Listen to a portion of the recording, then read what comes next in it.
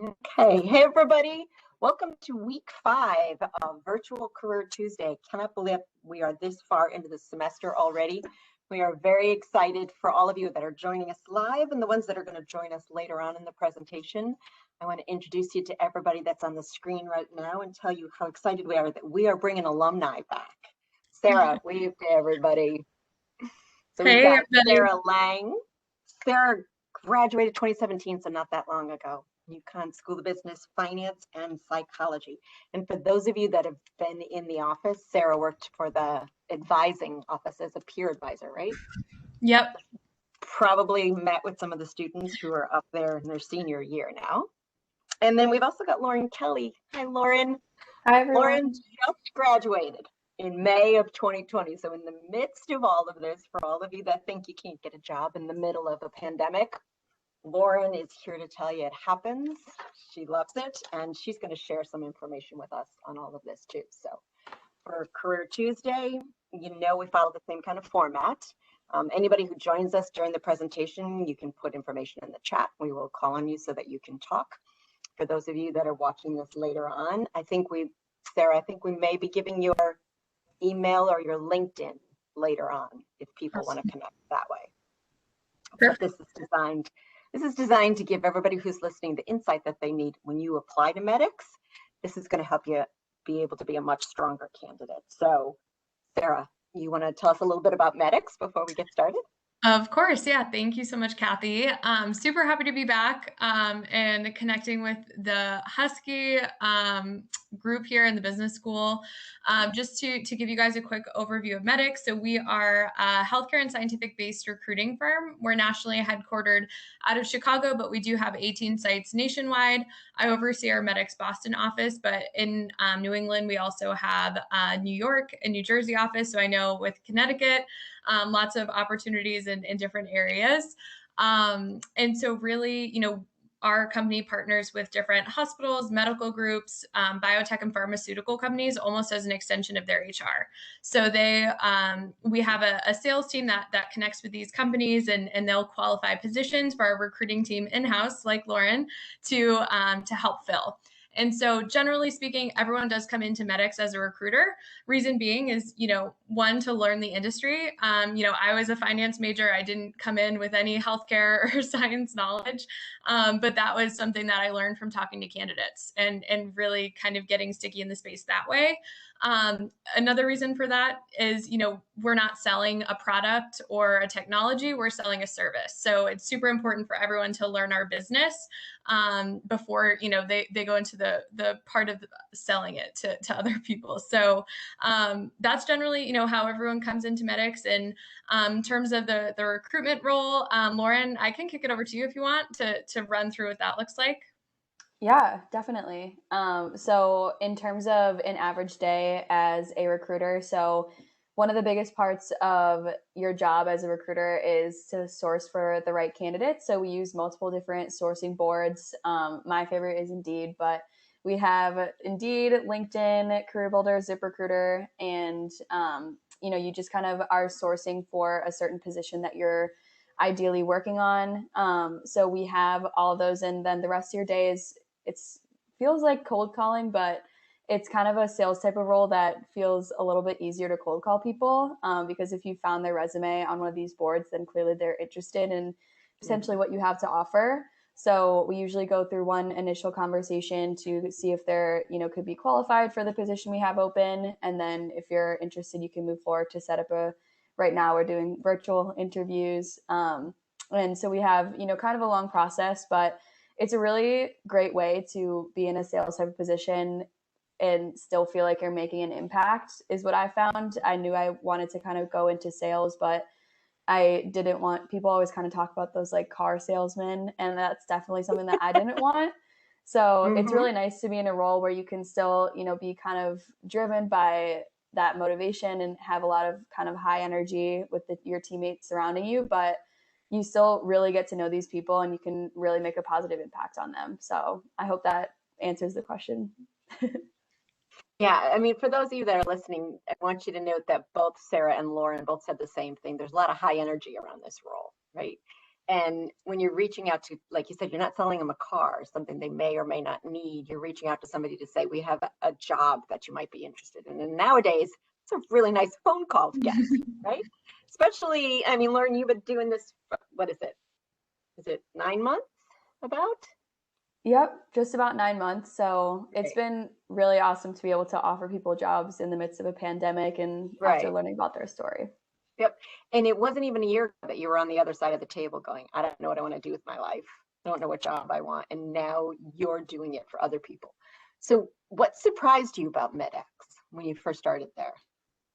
Yeah, I think what surprised me the most, so I had accepted a position with MEDIX pretty early on in my senior year. So I had this, I knew I was going to be starting with MEDIX before the pandemic hit.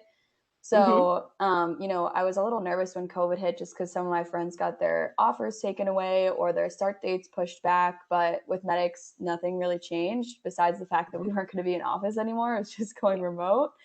So I think that the thing that surprised me the most was how quickly me and the other new members of the team were able to adapt and feel like we were just a part of the team. It was so apparent from the start that everyone was taking me kind of under their wing and wanted me to get ready and trained as soon as possible.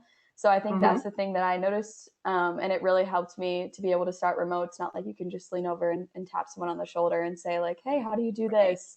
Everyone was so patient with me. So I think that's the thing that surprised me the most about MEDIX, starting off remotely for sure.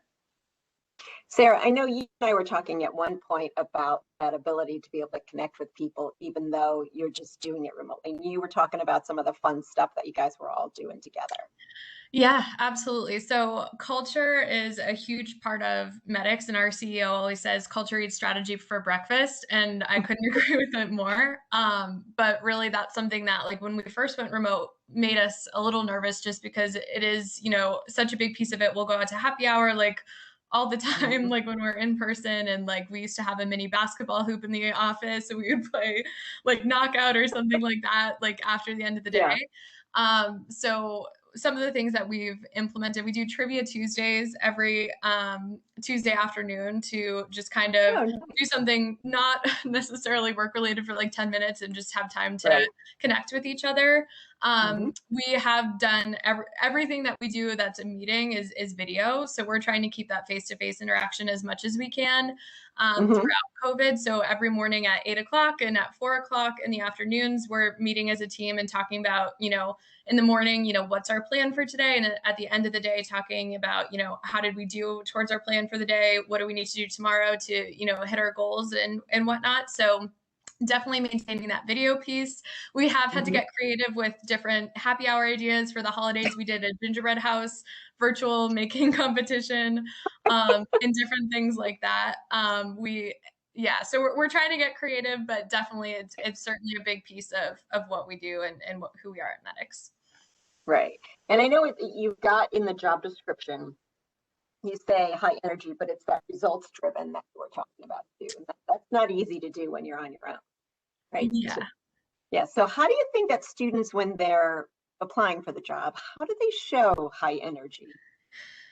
Yeah, I mean, I think Lauren and I have the luxury of like when we're prepping talent for interviews that they have with our clients, like we're giving them this feedback too. So it's funny to be doing it this way. But basically, I mean, like when you're meeting virtually or over the phone, like all you have is your voice and how you sound.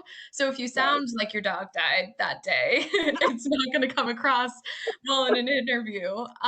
So I think you have to like overcompensate, for not being able to like be in person or see the other person with how you sound. And so I think that would be my best advice for that. Come prepared, do your research, and ask smart questions. I think that also shows that you are engaged and highly interested.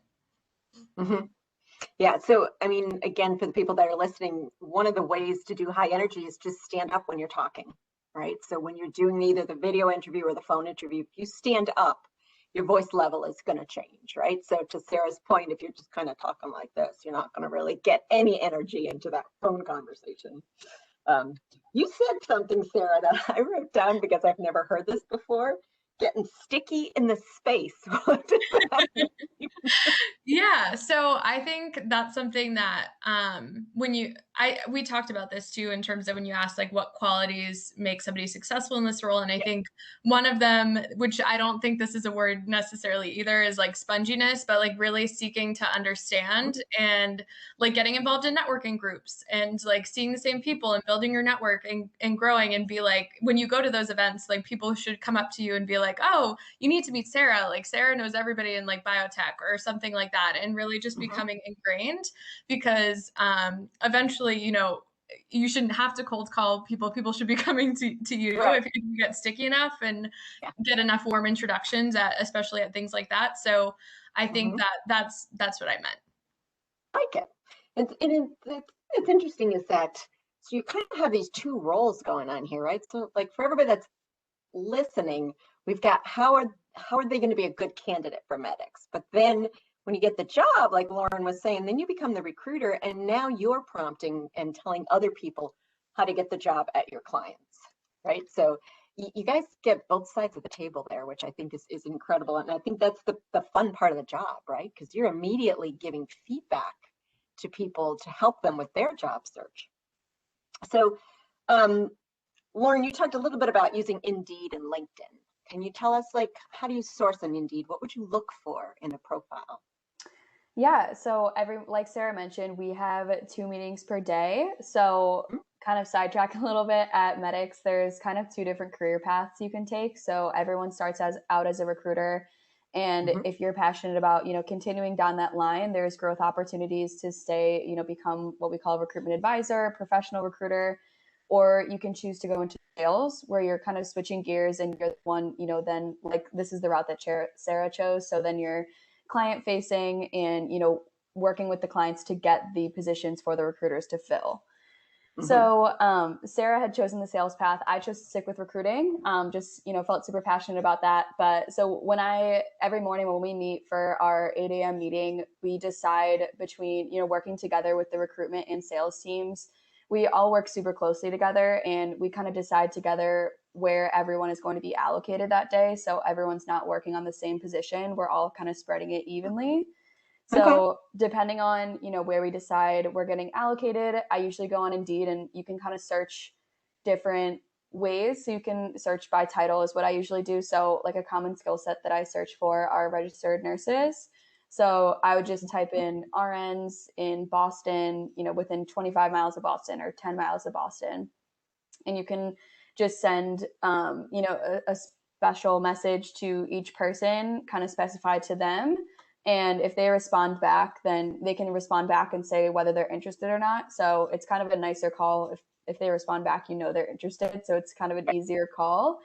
So that's a place where I start. But, there's a lot of different ways that you can get creative to source to find candidates. A huge piece that I found is successful is just asking for referrals. So if I know, a talent who I have working with me, I usually just ask them, do you know anyone else in your network that might be interested? And that's a great way that I've found some different candidates. So, Indeed is usually my go-to, but you kind of have to get creative sometimes. There's only so many RNs or medical assistants in the Boston area. So you have to get creative for sure, but that's also another part of what kind of makes it fun. Yeah, and for that, I mean, I like that we're talking about like the idea of the registered nurses, because for those that are listening, you're not like you and Sarah are not recruiting right now today for registered nurses. You're recruiting for candidates to be the recruiter, right? So then when Sarah, you said you had no medical training when you first started this, and our business students are not going to have that. But I think there's an interest there, right? Especially everything that's happening in the world right now. Everybody's starting to be a little more hyper aware of what's happening in the medical field. So did you find that when you first started, you wanted to do some extra training or anything on the medical side? Did you need to do that? Yeah, so we do have like a week of training that's dedicated to whichever line of business you'll be aligned to. So I guess I can kind of cover like the training program and what that looks like. So you receive 100 hours of training in your first 12 weeks at MEDIX. So the week 1 is more so learning the beginning parts of the process. So like phone screens, interviews. Week 2 is more so the later parts of the process. So reference checks, different parts of the process like that. Week 3 is more so line of business. So we have healthcare, which has a few different subsets. So allied health, which is primarily what we do in Boston. So medical assistants, registered nurses, pharmacy, different skill sets like that. We also have revenue cycle. So that's like the financial aspects of healthcare. So everything from front end patient access to HIM and coding to back end patient accounts, and then also care management. So that's kind of all of the subsets of healthcare. And then we also have life sciences as another vertical. So we're super heavy in the Boston area within the biotechnology space. So that's the primary thing that we highlight for the science division. But that's week 3 of training. And then week 4, there's more training, more so on the back end, like compliance, all this other fun stuff. But yeah, weeks 1 through 4 is pretty focused and I guess centralized to everyone that's starting in that same hiring class is starting virtually together across the company. So it's very much interactive and helps you to get to know peers across the company that are in your same hiring class. Okay. So when somebody is applying, do they choose whether it's allied or revenue or care or life sciences? They do not. So generally, it's based on where we have the greatest need. So if we have somebody that applies that wants to sell and we need somebody to sell a territory in our science division, we'll likely try to allocate them to science. If yeah, I think it just depends on like where the need is, whether it be recruiting or sales and for which vertical. Certainly if somebody comes in with like, we weirdly enough have people apply that have like atmospheric science degrees or things like that like I've never heard of. And so like we might just for that reason put them in science. Science is sometimes a little bit more technical and harder to pick up. Yeah. So if somebody has like a science degree, like that makes it a little bit easier to put them in that division. But otherwise, no real rhyme or reason. Okay.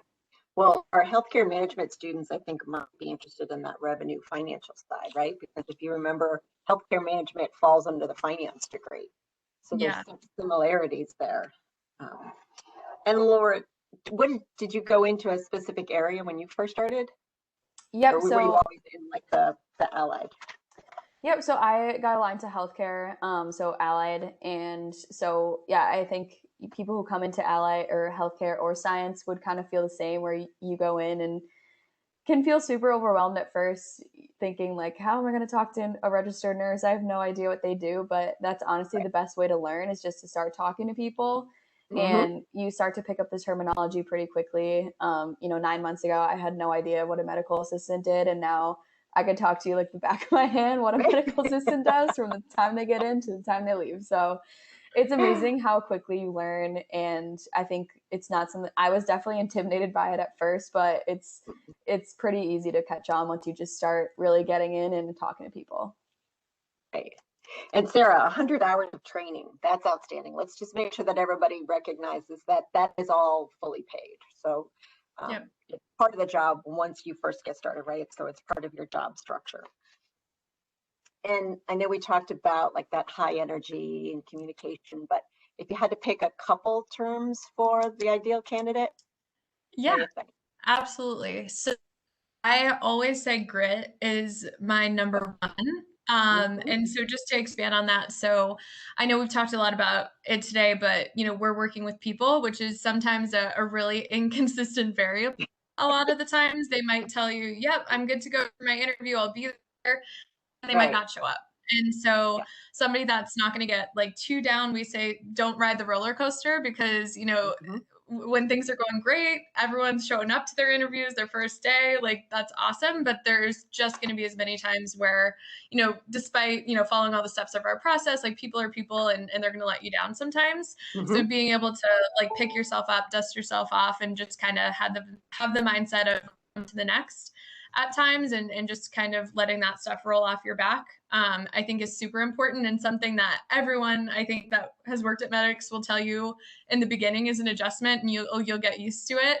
But it's something that I always say is probably the most important. And the next I would say is just coachability. Like I said, like generally speaking, most people don't come into MEDIX with recruiting experience. Certainly we do have some experienced hires that might come in with some experience, but for the most part, like we do have that extensive training program. We do a ton of shadowing, role playing, but really being able to apply feedback in the moment, I think really is able to help people scale faster, especially when we're in office. You know, we all sit in this like big open area that we call the pit, which is where everyone's calling and dialing. And really, especially if somebody's new, we'll be listening and saying like, hey, I would have, you know, approached it this way, or like I would have articulated it differently. And everyone can hear and listen and learn from each other, which I think is important and something that we still try to do while virtual. I know we do virtual call blocks all the time and different things like that, so we can still hear and learn and listen from each other.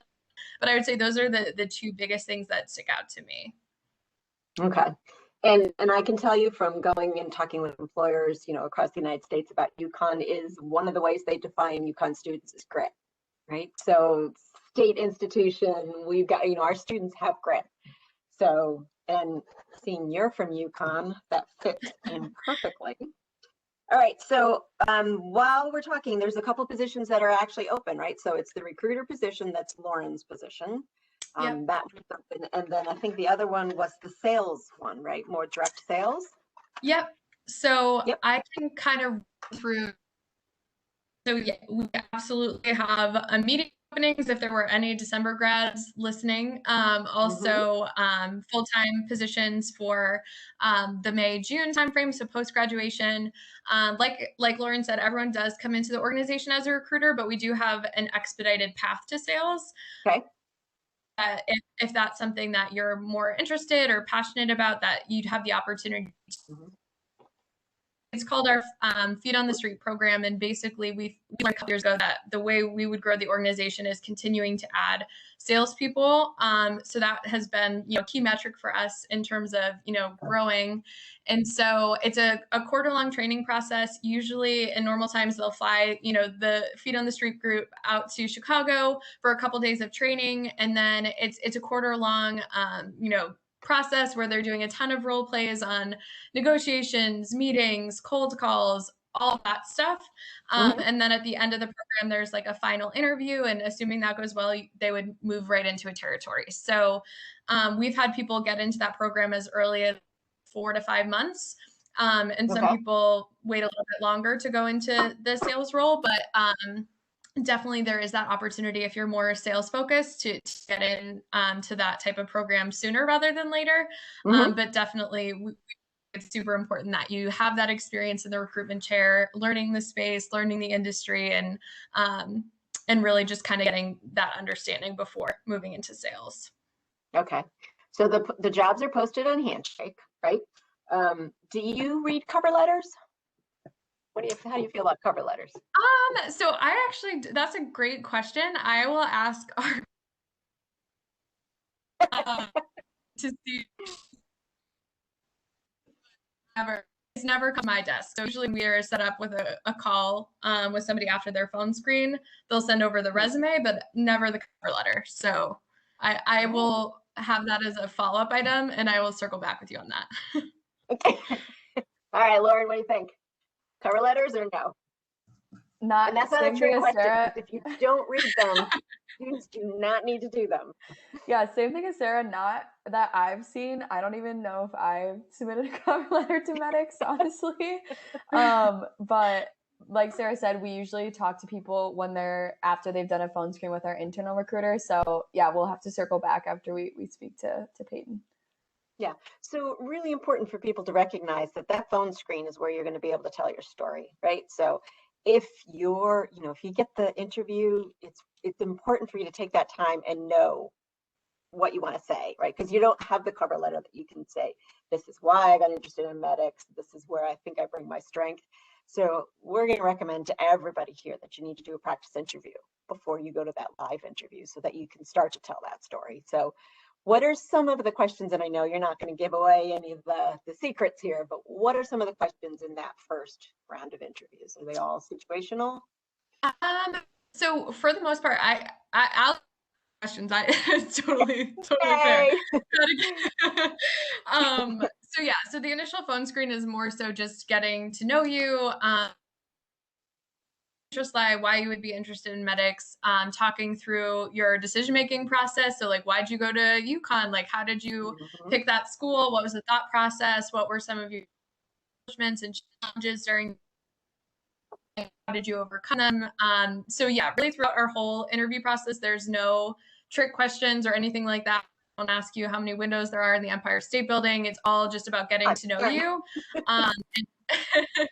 And nothing tricky like that. So yeah, that initial phone screen is pretty short, usually like 15 to 30 minutes, just with the corporate recruiter digging in on those things. So that's a live person. Yes. It's not HireVue or something like that. No, so just a phone call. Okay, so you get through the first screen, then what happens? Call a tandem interview. Basically, all it means is there's two of us on the call. So it could be Lauren and myself, or two of the other people on our team who are top grade certified. Basically, it's just it's blocked for an hour and a half, so it's a slightly longer interview. And really, we'll start with getting to know you, where you're from, where you grew up, talking through your experience at school. So you'll throughout the interview process, it's pretty repetitive in terms of the things that we're covering in the material. So yeah, talking through your time at UConn, what you liked, what you didn't like about it. Same thing with your work experience. So we'll shift gears and talk through, a couple of your past jobs, and then kind of wrap up with more so just general questions around job search, how things are going. And then we'll save plenty of time for the candidate to ask any questions too. Okay. And do you think, so when students are interviewing, right, and you're doing the longer interview, we try to encourage them, like, you don't need to save your questions to the end. Like, what do you think about when, like, so Sarah, if you ask a question, a student answers it, and then they have a question on what you were just talking about, what do you think about them saying, can I ask a question about that, or bring the question up then, or do you prefer that they wait more until the end to let you get through your part of it? I think either way is fine. To be honest, haven't had to. We do make it a point to say, we'll save like 15, 20 minutes at the end to ask questions. But certainly if it's something that pertains to the topic and what we're talking about, I think it absolutely would be a great call. Okay. And Sue, you want to shout out, or do you want me to just ask the question because you just asked a great question in the chat? Oh, hi there. Sure, I'll ask. This is Sue. So my question is whether or not, I know you spoke about sourcing on Indeed, but do you use applicant tracking systems as well? Yeah, so I can. Either one of you. Yeah, so it's called Bullhorn, which is where we track all of our candidates. So there's, millions of people in there from all of our time. Adding resumes and whatnot into the system. So that's how we keep track of both our clients and talent in just one platform. Okay, thanks for asking that, Sue, because we do try to tell students, throw them those keywords into your resume to kind of get it through the applicant tracking system. So I think part of what you've got in the job description, the high energy, the adaptability, certainly, I don't know if they would have grit on their resume, but they might. They could have it like in the header. All right, so that's anybody else have another question before, like Mick, anybody, before we keep going? I put you on the spot there, Mick. And you're trying to find the mute Sorry button, about that. I was trying to unmute myself here. I'm looking for the unmute button. It's going to be my first question. But as far as the training and development piece goes for new candidates, how long of a duration does that process sort of look like for new hires, depending on, and again, does that depend on the track that they select? And are they paired with someone during that process? What should a new candidate sort of expect going into that day one? Yeah, absolutely. So great question. That real formal training is that for centralized, everyone across the company. And Lauren can speak to this after too, but you are aligned to a mentor. So somebody that you're able to kind of go through your onboarding checklist with and really stay in touch with throughout the course of training. we also do have a couple of reviews early on. So we'll have a 6-week review, really just to recap how things are going your first 6 weeks. Crazy how fast that time goes and how much you learn in that time. So really, we're focused on just like attempts and understanding the process. We always say process over product, especially early on the fundamentals, learning the job. And then in the 6-week review, we'll dig in on, what are some areas that you may, and then really before review. And from there, there's a 26-week review as well. So tons of coaching, mentoring, role playing in that time frame, but that's kind of more of the specific framework. Excellent question. Thank you. Fantastic. Absolutely. It's great to know that this, the new candidates really have that support along the way and to allow them to really grow and develop within those positions. That's awesome.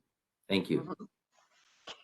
All right, so the process is you're going to apply. They have that first phone interview, which is the screen. You got to get through that first phone interview, so you got to practice for that. Lauren, when you did your interviews, did you interview with Sarah?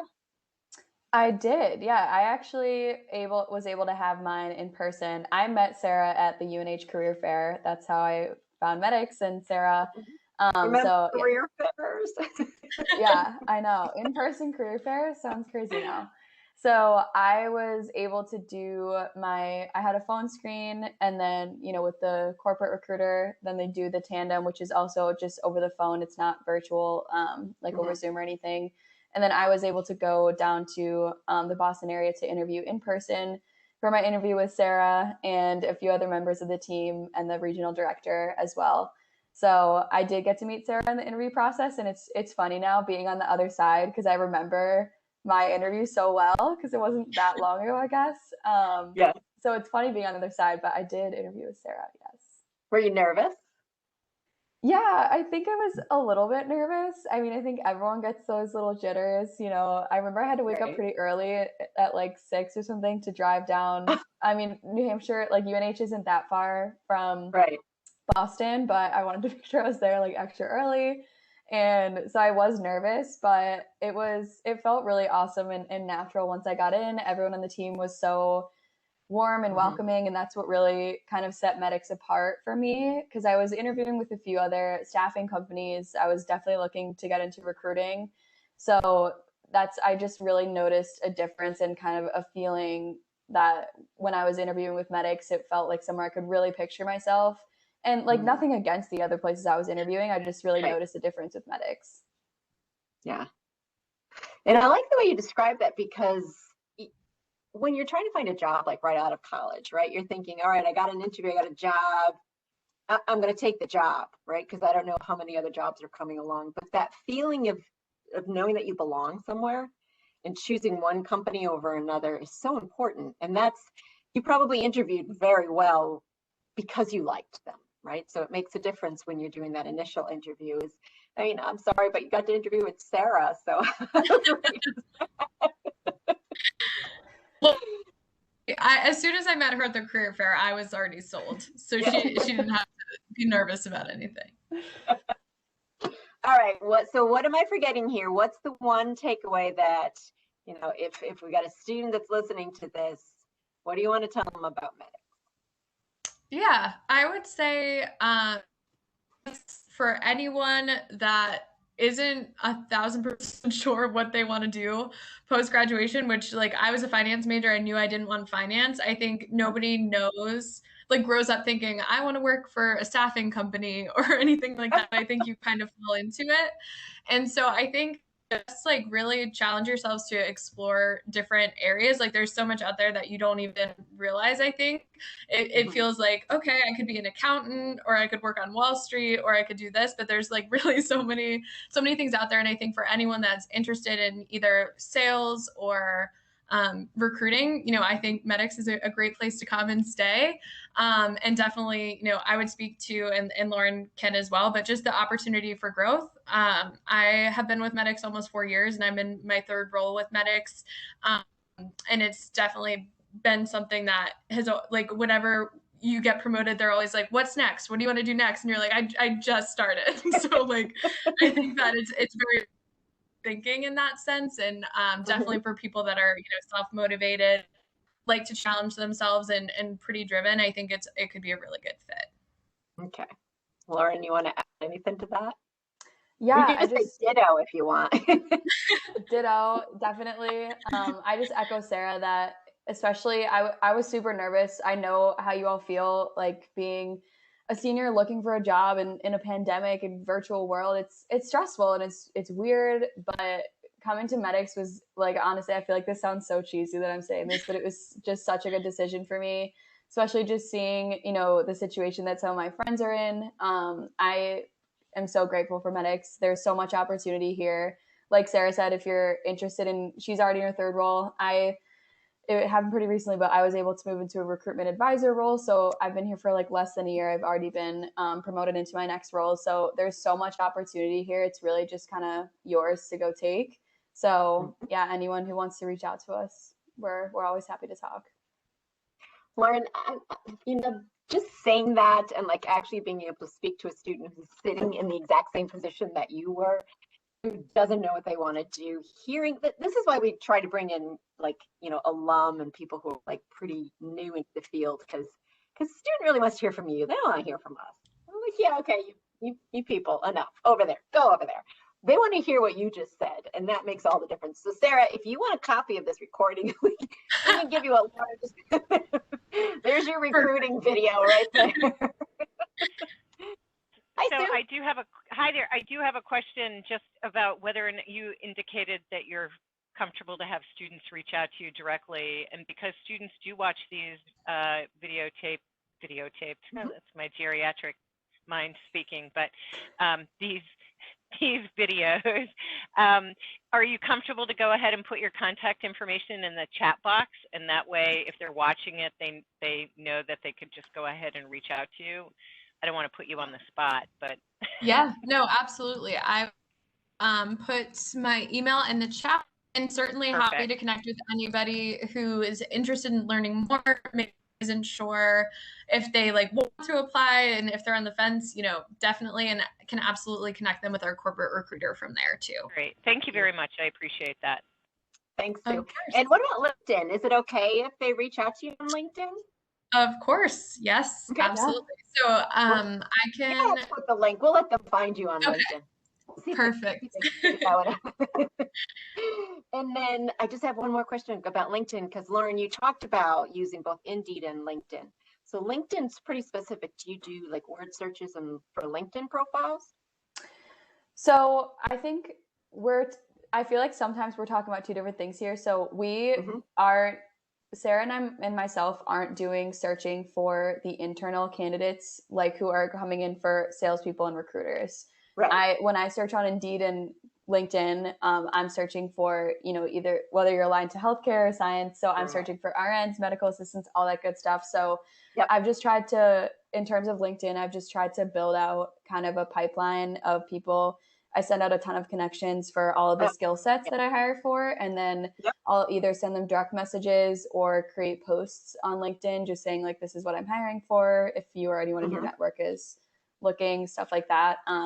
But for the internal process, we do have those internal recruiters that are looking for, UConn students or, other students in the Northeast who are kind of looking for that, like Sarah said, that gritty type of role. That's the type of people that they're looking for sure. Okay.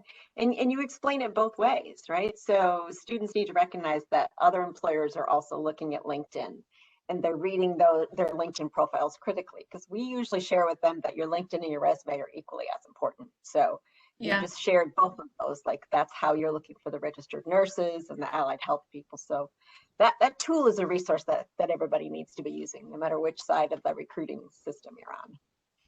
All right. Anything else that anybody else on my team wants to ask or share? I think we may have covered it, but I don't want to take anybody's last moment. No, absolutely not. I just want to say, Sarah and Lauren, thank you so much. The dynamic duo, it was great to learn more about opportunities from you guys. And we definitely hope that our business students definitely take advantage of the opportunities that you guys have with MEDIX. Sounds like a great company. Yes, my thanks as well. You both were wonderful. Thank you so much. Thank you guys for having us. Yeah, thank you. love Kathy, but you guys, it's great to catch up with all of you guys. And I loved my time working at the business school. So happy to hopefully hire some more alum and keep growing the Husky pipeline at MEDIX. Excellent. And as soon as we are live and back in the world again, Sarah, you are coming back to campus because Debbie Smith will never let me live it down if I don't have you back to campus.